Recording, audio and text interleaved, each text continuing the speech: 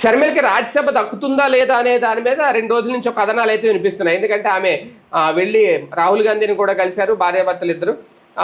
అయితే ఇప్పుడు ఫైనల్గా అందుతున్న సమాచారం ఏంటి అంటే తాజాగా సోషల్ మీడియాలో వినిపిస్తున్నది, హ్యాండ్ ఇచ్చారు షర్మిలకి కర్ణాటక నుంచి. ఎందుకంటే కర్ణాటకలో అక్కడే ఆశావాహులు ఎక్కువ ఉన్నారు, అక్కడ వచ్చేవే 4, అందులో ఈమెకు ఒకటి ఇవ్వడం అనేది కష్టం అనేది. ఎందుకంటే కాంగ్రెస్ పార్టీ కర్ణాటక నుండి జూన్ 2026లో జరగబోయే రాజ్యసభ ఎన్నికల తుది అభ్యర్థుల జాబితాను ప్రకటించింది.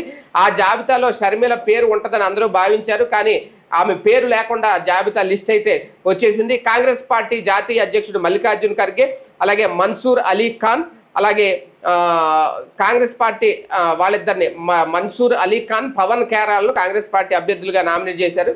వైఎస్ షర్మిల కర్ణాటక నుంచి రాజ్యసభ అభ్యర్థిగా బరిలోకి దిగుతారని మొదట్లో అనుకున్నారు, ఊహాగానాలు వినిపించినాయి. కానీ చివరికి అగ్రనాయకత్వం ఈ విధంగా నిర్ణయం అయితే తీసుకుంది. అంటే రాజ్యసభ ఇక ఆమెకు దక్కలేదు, ఒక రకంగా హస్తం పార్టీ హ్యాండ్ ఇచ్చింది, కాంగ్రెస్ పార్టీ హ్యాండ్ ఇచ్చింది షర్మిలకి అనేది. అయితే ప్రధానంగా ఇక్కడ కాంగ్రెస్ పార్టీ అధికారంలో ఉన్న రాష్ట్రాలు కేరళతో కలిపితే దేశంలో 4, మిత్రులతో కలిసి కొన్ని చోట్ల అధికారం పంచుకున్నప్పటికీ అక్కడ రాజ్యసభ సీట్లు దక్కేది అనేది కష్టం.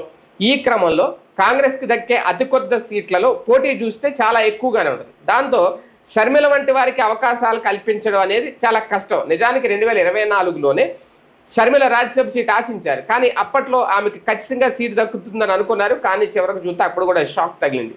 మళ్ళీ ఇప్పుడు కూడా తర్వాత ఖాళీ లేదు, ఇప్పుడు కూడా షాక్ తగిలింది. దాంతో ఇప్పుడు మళ్ళీ షర్మిల 2029లో గనక కడప నుంచి లోక్సభకు పోటీ చేసి గెలిస్తే పార్లమెంట్కి వెళ్ళగలుగుతారు అనేది. లేదంటే షర్మిల ఆశలు మళ్ళీ నెరవేరలేదు, ఆశలు అడిగే ఆశలు అయినాయి అనేది. ఏది ఏమైనా ఆమె రాజ్యసభలో అడుగు పెట్టాలి ఈసారి అని అనుకున్నారు.